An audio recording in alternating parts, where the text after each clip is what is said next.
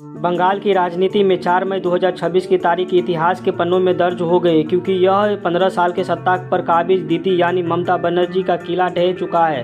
Bharatiya Janata party BJP ने प्रचंड बहुमत ऐतिहासिक बंगाल में जीत अपनी हासिल की है, सरकार बनाने का रास्ता साफ कर लिया है। लेकिन सवाल यह है कि ममता बनर्जी यह चुनाव क्यों हारी। चुनाव आयोग के आंकड़े के अनुसार बंगाल की 294 सीटों में से समीकरण कुछ इस तरह है। बीजेपी 260 सीटें जीती है ऐतिहासिक बहुमत के साथ।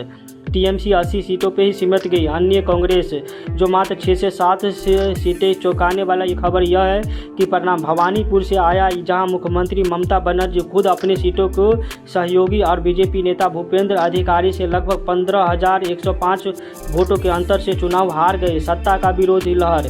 15 साल का शासन किसी भी पार्टी के लिए चुनौतीपूर्ण होता है। स्थानीय स्तर पर तृणमूल कांग्रेस टीएमसी के नेताओं के खिलाफ भ्रष्टाचार के आरोप और जनता की बदलती उम्मीदों ने दीदी के खिलाफ माहौल तैयार किया। इस चुनाव का सबसे बड़ा turning point minority vote bank में से संद लगना रहा। 2026 में कांग्रेस और आईएसएफ जैसे दलों ने टीएमसी के पारंपरिक वोट बैंक में बड़ी संग लगाई। मुस्लिम बहुल क्षेत्रों जैसे मालदा, मुर्शिदाबाद में वोट बदलने का सीधा फायदा बीजेपी को मिला और भ्रष्टाचार और जांच की एजेंसियों का दबदबा। पिछले 2-3 सालों में संदेश खाली कांड और भर्ती घोटाले जैसे मुद्दों पर ने सरकार की छवि और नुकसान पहुंचाया। ईडी और सीबीआई की लगातार कार्रवाई ने जनता के बीच एक नकारात्मक संदेश भेजा, जिसे टीएमसी काट नहीं पाई। बीजेपी ने इस तरह बार सोनार बंगला और नैरेटिव के साथ साथ जमीनी स्तर पर संगठन को मजबूत किया।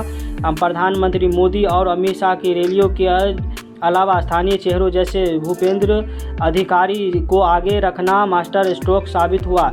चुनाव से पहले स्पेशल इंटेंसिव रिवीजन एसआई के तहत लगभग 90 लाख संदिग्ध नामों को मतदान सूची से हटाया गया। टीएमसी ने इसी साजिश से बताया, जबकि विपक्ष ने इसे निष्पक्ष चुनाव की दिशा में बड़ा कदम कहा। वर्तमान स्थिति दीदी का इस्तीफा देने से इनकार कर रहा है। इस समय हार के बावजूद ममता बनर्जी का फिलहाल इस्तीफा देने से इनकार कर दिया है। उन्होंने कहा कि यह जनता का जनादेश नहीं बल्कि यह गहरी साजिश है।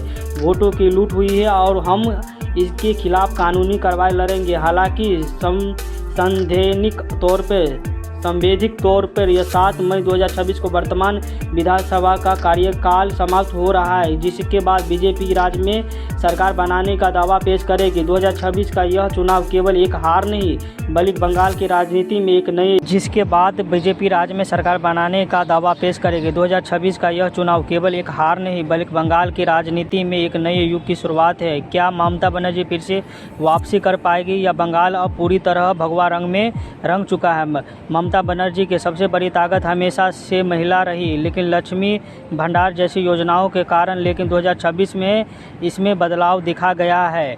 सुरक्षा और मुद्दा का संदेश खाली जैसी घटनाओं के बाद ग्रामीणों महिला के बीच सुरक्षा को लेकर चिंता बढ़ी।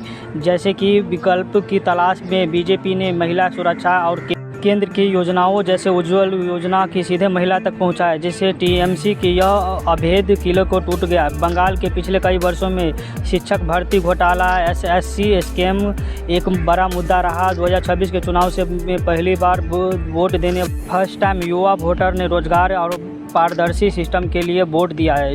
टीएमसी ने खिलाफ युवाओं का यह गुस्सा सोशल मीडिया पर एक बड़ी लहर बन गया था।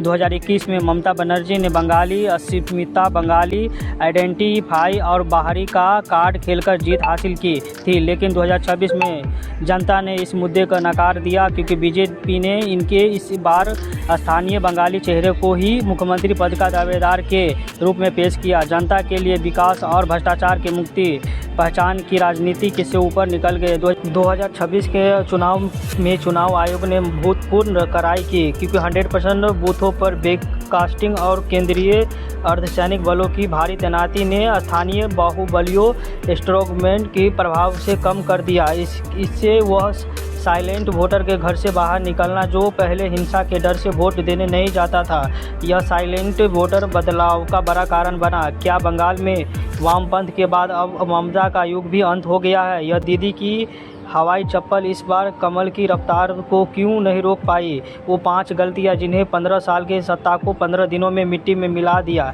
क्या आप लोगों को लगता है कि ममता बनर्जी 2031 में फिर से वापसी कर पाएगी या अब बंगाल की राजनीति पूरी तरह बदल चुकी है? ज़रूर बताएं आप लोग कमेंट।